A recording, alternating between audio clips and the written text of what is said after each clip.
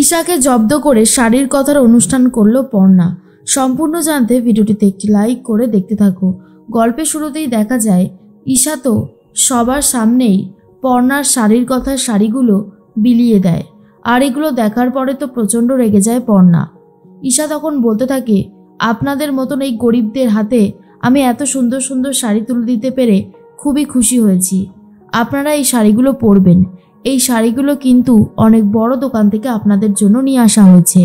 সবাই তো খুবই খুশি হয়ে যায় ঈশার কথা শুনে। এরপরেই ঈশা তখন কথা বলতে থাকলে একজন এসে হঠাৎ করে বলে, ম্যাডাম আপনাকে একজন ডাকছে। ঈশা কথা বলা থামিয়ে দিয়ে সাইডে চলে যায়, আর সেখানে গিয়ে দেখে পর্ণা আর সৃজনকে। তখনই পর্ণা বলে, ঈশা অনেকক্ষণ ধরে আমি দেখতে পাচ্ছি যে তুই আমাদের শাড়ির কথার শাড়িগুলো লোকের মাঝখানে বিলিয়ে দিলি। তুই কি ভেবেছিস?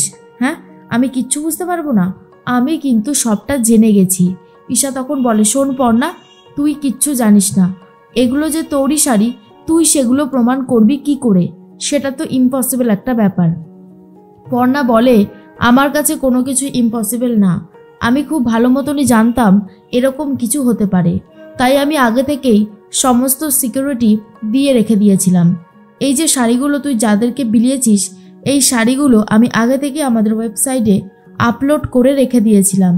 সৃজন তখন বলে, প্রত্যেকটা শাড়ির আলাদা আলাদা কোড নাম্বার আছে, যেগুলো অন্য কারোর সাথে ম্যাচ করবে না। এই শাড়িগুলো যে আমাদের, সেগুলো আমরা চুক্তিতে সবটা সামনে নিয়ে আসতে পারবো। এর মধ্যেই মনে মনে একটা কথা ঈশা ভাবে, এই জন্যই পর্ণাকে এত কনফিডেন্স সব লাগছিল। বুঝতে পারলাম না ব্যাপারটা ঠিক কী হলো। তাহলে কি ওরা সব সত্যি জেনে গেল? পর্ণা তখন বলে, আমি কিন্তু সমস্ত সত্যিই জানি। তুই চোরকে দিয়ে আমাদের শাড়িগুলো চুরি করিয়েছিস। তার সিসিটিভি ফুটেজও আমাদের কাছে আছে। এরপরেও আর কিছু বলবি?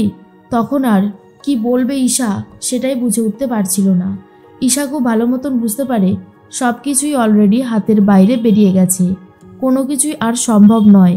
এরপর পর্ণা বলে, তুই যদি নিজের মুখে স্বীকার না করিস, তাহলে আমি মাইকে সবার সামনে বলে দেব তোর কুকীর্তির কথা। তোর সম্মান নাই থাকতে পারে। সুকুমার হালদার, তার তো অনেক সম্মান আছে। মন্ত্রীর বউ হয়ে তুই যে এরকম আমাদের শাড়ি চুরি করবি, এই ব্যাপারটা যদি জানাজানি হয়ে যায়, তাহলে বুঝতে পারছিস তো তোর কি অবস্থা হতে চলেছে। তখন আর রিস্ক নিতে চায় না ঈশা, কি করবে বুঝতে পারছে না। এর মধ্যেই পর্ণা সবাইকে সব সত্যিটা জানিয়ে দিচ্ছিল। ঠিক তখনই ঈশা এসে বলে, পর্ণা তুই এরকম করতে পারিস না। সৃজন তখন বলে, কেন করতে পারে না? অনেকক্ষণ ধরে আমরা দেখছিলাম তোমার এই অন্যায়গুলো। এবারে তো আর কোনো ছাড়াছাড়ি হবে না। আমি তো এর হেস্তনেস্ত করেই তবে ছাড়বো। ঈশা বলে, শাড়িগুলো যাদেরকে দিয়েছি তারা সত্যি অনেক গরিব। তুই তাদের হাত থেকে শাড়িগুলো নিতে পারবি তো পর্ণা? এরপর পর্ণা ভাবে, সত্যিই তো এই গরিব মানুষগুলোর কাছ থেকে শাড়িটা নিয়ে নেওয়া এতটাও ইজি ব্যাপার না।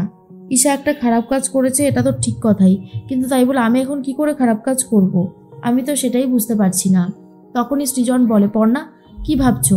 পর্ণা তখন বলে, আমি কি করব সেটা ভেবে ফেলেছি। শোন ঈশা, তোকে আমি একটা কথা বলবো, আর তোকে এখন সেই কথাটাই শুনতে হবে। মনে মনে ভাবে ঈশা, এখন আবার পর্ণা আমাকে কি কথা বলবে। পর্ণা কানে কানে বলে দেয় ঈশাকে কি করতে হবে। ঈশা তো প্রথমে কোনোভাবেই রাজি হচ্ছিল না, তারপরে পর্ণা জোর করে বলায় রাজি হয়ে যায়।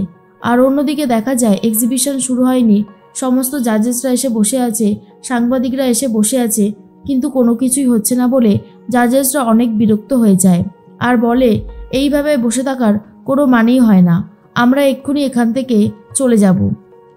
বর্ষা বলে, প্লিজ আপনারা যাবেন না, বৌদিভাই এক্ষুনি আসছে, আপনারা একটু ওয়েট করে যান। অমিবাবু আর জেঠু সবাইকে শরবত দিতে থাকে আর বলে, আপনারা একটু শরবত খান, সব ঠিক হয়ে যাবে, আসছে ওরা। এরপর এই পর্ণা চলে এসেছে আর মাইক নিয়ে প্রথমে স্টেজে উঠে নিজের বক্তব্য সবার সামনে রাখে, আর সেটা শোনার পর সবাই অনেক খুশি হয়। তখনই অমিবাবু সৃজনকে জিজ্ঞেস করে, হ্যাঁ রে, এত দেরি হলো কেন? ওইদিকে খবর কি? সৃজন তখন বলে, বাবা খবর তো অনেকই ভালো, কিন্তু এই বিষয়ে পরে কথা বলবো, কারণ এখন অনুষ্ঠানটার দিকে চোখ রাখো। একটা ফাটাফাটি অনুষ্ঠান হতে চলেছে, এতটাই ভালো একটা অনুষ্ঠান হবে না কোনোদিন দেখোনি এরকম অনুষ্ঠান। বর্ষা তখন বলে, শেষ মুহূর্তে এসে যে বৌদিভাই সব কিছু ঠিক করে নিয়েছে এটাই অনেক বড় কথা, না হলে যে অনেক বড় গন্ডগোল হয়ে যেত। তখনই একটা কথা মনে মনে পর্ণা ভাবে, ঈশা হালদারকে একদম জব্দ করে দেওয়া গেছে।